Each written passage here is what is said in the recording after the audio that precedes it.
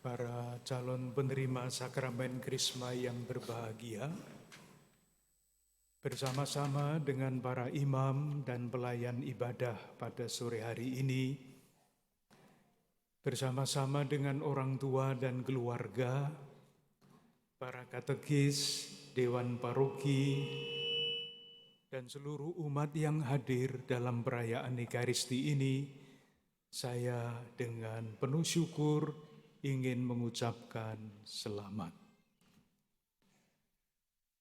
Kita semua tahu menerima sakramen Krisma itu adalah suatu keputusan iman pribadi. Bukan sekedar yang harus dijalani karena aturan. Keputusan iman pribadi. Keputusan yang seperti apa? Yang sadar atau tidak sadar kita ambil dengan menerima sakramen Krisma itu. Keputusan untuk membiarkan Roh Kudus memimpin hidup kita. Sehingga keputusan-keputusan kita, pilihan-pilihan kita yang kecil maupun yang besar, tidak kita ambil sekedar dengan pertimbangan-pertimbangan pribadi kita. Tetapi kita berusaha mengambil keputusan dan pilihan-pilihan hidup dengan bimbingan Roh Kudus. Saya katakan berusaha karena tidak selalu berhasil. Rasanya seperti apa membiarkan Roh Kudus memimpin hidup kita? Rasanya tidak jelas. Dan tidak usah mencari rasanya seperti apa. Yang paling gampang untuk melihat apakah hidup kita biarkan dipimpin oleh Roh Kudus justru pilihan-pilihan kita. Tanda yang amat jelas ialah kalau kita selalu berusaha untuk memilih yang benar dan yang baik. Itu tanda yang sangat jelas bahwa kita membiarkan hidup kita dipimpin oleh Roh Kudus. Yang sebaliknya juga jelas. Seandainya keputusan-keputusan hidup kita, pilihan-pilihan hidup kita hanya ditentukan oleh apakah menyenangkan atau tidak menyenangkan, apakah gampang atau sulit, itu tanda yang sebaliknya, yaitu bahwa kita kurang memberikan tempat kepada Roh Kudus untuk memimpin hidup kita. Memilih yang baik dan yang benar, dan berusaha untuk tetap di dalam pilihan itu membutuhkan keberanian. Itulah sebabnya kami para imam mengenakan kasula warna merah. Seandainya tidak ada penerimaan sakramen Krisma, kasulanya pasti bukan merah, tetapi hijau. Karena apa? Karena kita ingin diingatkan oleh pakaian liturgi ini, untuk membiarkan diri kita dipimpin oleh Roh Kudus itu membutuhkan keberanian. Mungkin kalau saya berbicara seperti itu tidak sangat jelas. Mungkin contoh lebih mudah untuk dipahami. Beberapa waktu yang lalu kita ketamuan tamu besar. Memang besar, badannya besar sekali itu, Paus Fransiskus. Ketika beliau datang ke sini, beliau melakukan berbagai macam pilihan. Yang paling jelas adalah ketika beliau memilih kendaraan yang akan mengantar beliau ke tempat-tempat pertemuan itu. Beliau adalah kepala negara Vatikan. Maka aturannya yang harus dipakai adalah kendaraan pemerintah Republik Indonesia untuk tamu negara. Dan protokolnya itu harus mobil anti peluru. mobilnya bagus sekali. Ketika ditawari itu, Paus tidak mau. Lalu ditawarkan berbagai macam jenis mobil mewah yang tersedia di Indonesia itu. Tidak satu pun yang beliau pilih. Ketika panitia sudah putus asa, ini mau naik apa ya Paus ini? Mungkin mau naik bajai atau apa? Akhirnya disediakan mobil yang banyak dipakai oleh masyarakat. Dan beliau memilih itu. Bukan memilih yang protokoler, yang mewah, tetapi yang sederhana. Lalu kalau kita ingat, pada tanggal 5 September ketika ada misa di Gelora Bung Karno, Presiden Joko Widodo juga hadir. Yang dinaiki pada hari itu adalah mobil yang persis dipakai oleh Paus. Tetapi hanya hari itu bedanya. Hari berikutnya sudah ganti lagi dengan yang biasa. Itu soal mobil, pilihan. Saya mendapat kesempatan untuk dekat dengan beliau. Yang saya amat-amati itu sepatunya. Paus itu biasanya mengenakan sepatu merah sesuai dengan wibawanya. Ternyata bukan sepatu merah atau putih yang beliau pakai, tetapi sepatu hitam biasa. Dan bukan sepatu hitam yang mengkilap, kelihatan baru, tetapi sepatu hitam yang sudah lecek. Ada garis-garisnya itu. Tanda sudah lama dipakai. Sepatu saya waktu itu lebih baik daripada sepatu beliau. Tetapi ada pilihan yang kelihatannya sederhana,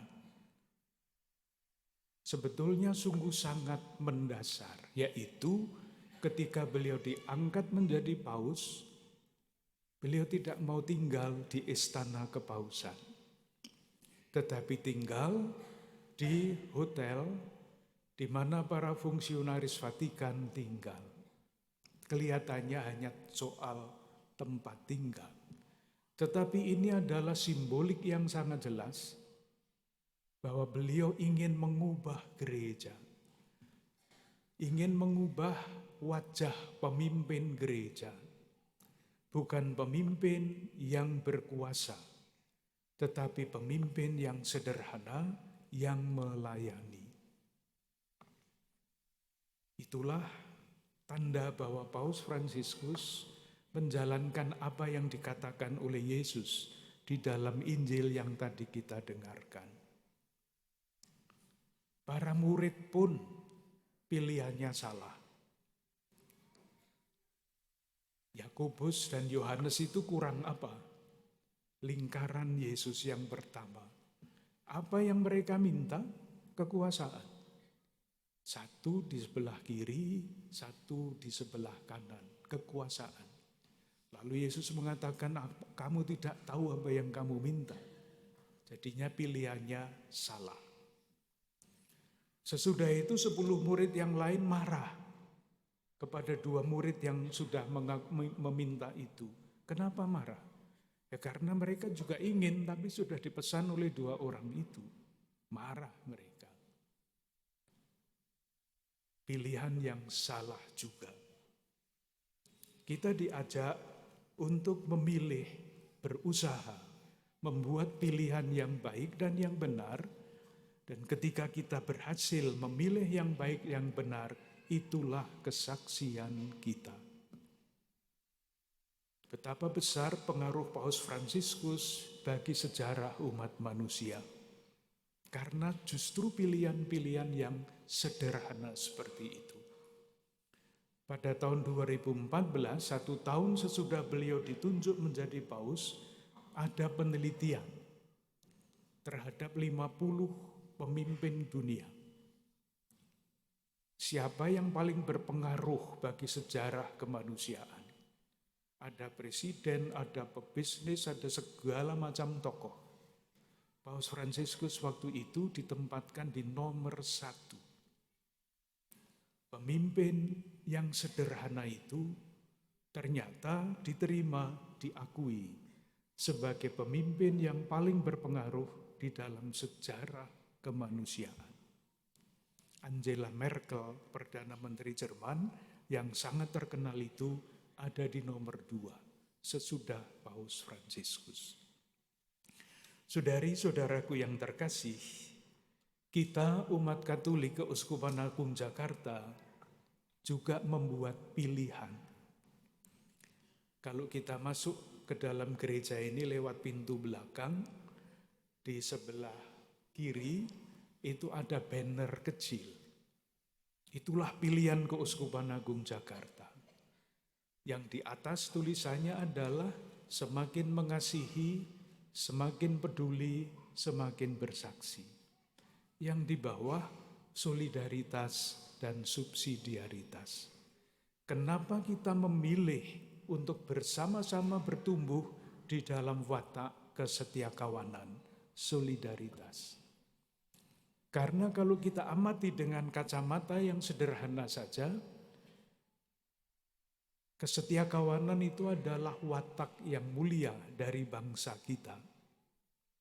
Tetapi kalau tidak dipelihara dan kalau tidak dikembangkan, watak yang mulia itu akan luntur oleh arus zaman. Contohnya apa? Satu contoh saja. Dalam bahasa Indonesia, hari-hari ini kita mengenal satu kata baru yang belum banyak dikenal. Tengkes. Sudah pernah mendengar kata itu? Tengkes. Yang lebih terkenal adalah istilah bahasa Inggrisnya, stunting. Yang dimaksudkan adalah anak-anak kita di bawah usia 5 tahun karena kurang gizi, kurang makan, perkembangan fisiknya tidak baik. Kalau perkembangan fisik tidak baik, mentalnya juga lemah. Kemampuan berpikirnya juga lemah. Dan jumlahnya sekarang ini dalam persentase 23,9%. Anak-anak kita yang berusia kurang dari 5 tahun mengalami itu. 23,9 itu 1/5, banyak sekali. Itu dari satu pihak. Dari lain pihak ada kebiasaan yang sungguh tidak baik di tengah masyarakat kita, yang namanya membuang-buang makanan. Sampah makanan, kalau dirupiahkan, setiap tahun di Indonesia ini semakin naik. Saya baca laporan tahun 2022. Sampah makanan yang dibuang setiap tahun pada tahun 2022, kalau dirupiahkan, jumlahnya 330 triliun rupiah. Mengerikan. Pada bulan Juni yang lalu saya melihat laporan berikutnya sudah tambah menjadi 551 triliun rupiah. Dari satu pihak anak-anak kita kurang makan. Dari lain pihak saudara-saudara kita membuang-buang sampah yang seperti itu. Itulah sebabnya di Keuskupan Agung Jakarta, karena kita ingin membangun watak solider, pada Hari Pangan Sedunia yang kita rayakan hari ini, kita ingin mengingat kembali bahwa di dalam situasi seperti itu kita mesti terus bertumbuh di dalam semangat solidaritas. Sebetulnya saya membuat surat gembala yang agak panjang tentang Hari Pangan Sedunia itu. Tapi rasanya lucu kalau saya membacakan surat saya sendiri. Oleh karena itu, ketika kita merayakan Hari Pangan Sedunia, dan ketika di paroki ini diterimakan sakramen penguatan, kita diajak untuk sekali lagi mengingat apa artinya menerima Roh Kudus. Terus berusaha memilih yang baik dan yang benar. Dan kita bersama-sama sebagai umat Keuskupan Agung Jakarta sudah memilih, yaitu untuk bertumbuh di dalam watak kesetiakawanan, dalam watak solidaritas. Terakhir, watak yang baik itu kalau tidak dirawat dan dikembangkan akan luntur, hilang, bisa hilang sama sekali. Saya ingin memberikan ilustrasi contoh yang mengenai watak yang baik, yang hilang sama sekali dan berubah sama sekali dengan kisah ini. Ada empat orang bersaudara, kakak beradik yang sangat baik wataknya. Mereka selalu mengusahakan bakti kepada masyarakat untuk menyejahterakan masyarakat, watak yang sangat bagus. Suatu hari, keempat bersaudara itu berkumpul untuk berdiskusi. Apa yang bisa kita lakukan supaya bakti kita untuk masyarakat itu semakin baik. Keputusannya, mereka mau menuntut ilmu. Sesudah pulang menuntut ilmu, keempat bersaudara itu bertemu lagi dan menceritakan ilmu yang dituntut. Yang bungsu berkata begini, "Kakak-kakak, saya menimba ilmu ajaib," katanya. "Kalau kepada saya, kalian berikan sepotong tulang entah makhluk apapun, saya bisa membuat kerangka utuh dari makhluk itu." Ilmu hebat. Kakaknya tidak mau kalah. Dia mengatakan, "Dek, kalau betul yang kamu katakan, saya bisa melengkapi makhluk itu dengan dagingnya." Kakaknya lagi tidak mau kalah. "Adik-adik, kalau betul yang kalian katakan, saya bisa melengkapi semua yang kurang dari makhluk itu." Yang sulung merasa diri paling hebat. Itu ilmu sederhana. Kalau betul yang kalian katakan, saya bisa menghidupkan makhluk itu. Mereka bertengkar siapa yang paling hebat. Akhirnya keputusannya, mari kita buktikan ilmu kita.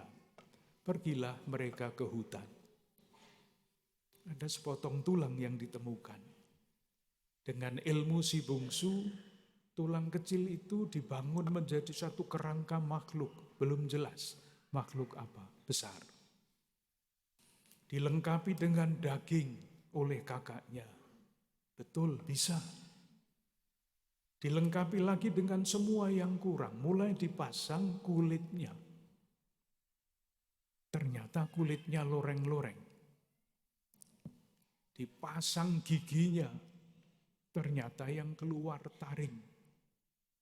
Dipasang kukunya panjang-panjang dan tajam. Dan sesudah semua jadi, ternyata harimau. Sudah kepalang tanggung, kakak yang sulung tidak mau kalah. Harimau itu dihidupkan dan sungguh hidup. Namanya dongeng, jadi semuanya bisa terjadi. Tetapi yang jadi adalah harimau lapar. Harimau itu mengaum sekeras-kerasnya. Satu persatu keempat bersaudara itu diterkam. Habislah dongengnya. Saya tadi berjanji untuk memberikan ilustrasi. Watak yang baik, kalau tidak dirawat akan menjadi seperti itu. Bukannya untuk mengabdi kepada masyarakat, tetapi untuk berkuasa. Dan kalau sudah sampai titik itu, akhirnya semuanya hancur. Watak yang baik menjadi watak yang serakah. Marilah kita saling mendoakan agar Roh Kudus yang dianugerahkan kepada kita dan secara khusus kepada para calon penerima sakramen Krisma betul-betul membuat kita berani untuk berusaha memilih yang baik dan yang benar untuk Tuhan dan untuk tanah air. Tuhan memberkati.